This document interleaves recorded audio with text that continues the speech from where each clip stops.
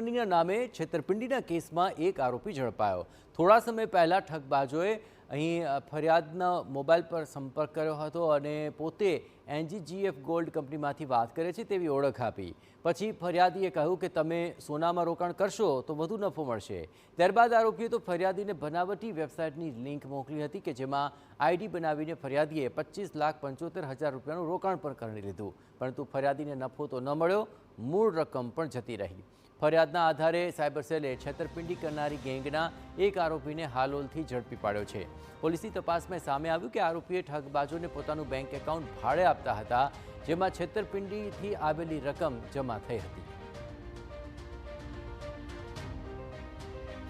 ફરિયાદી સાથે કમ્પ્લેનન્ટ સાથે એમ કહેવામાં આવ્યું કે તમે એનજીજીએફ ગોલ્ડ કંપની મારફતે અગર ગોલ્ડ ટ્રેડિંગમાં ઇન્વેસ્ટ કરશો તો તમને વધારો નફો મળશે અને એમ કહીને એમને એક બનાવટી લિંક મોકલવામાં આવી અને લિંકમાં પ્રેસ કરીને પછી એમની પાસેથી કુલ 25,75,000 રૂપિયા પડાવવામાં આવ્યું બીજા ખાતાઓમાં અને પછી એ પરત આપવામાં નથી આવ્યું અને એ રીતે એમની સાથે છેતરપિંડી કરવામાં આવી અને એમને કંઈક નફો પણ નથી મળ્યું।